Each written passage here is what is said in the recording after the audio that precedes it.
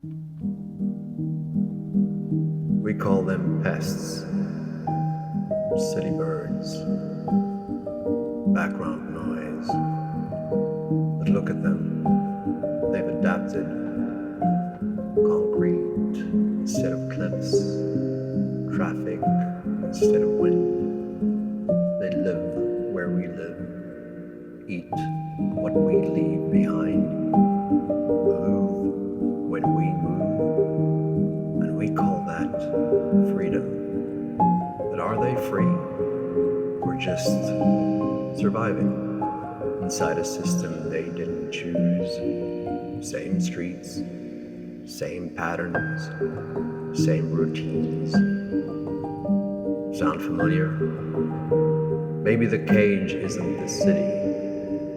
Maybe it's the idea that this is all there is.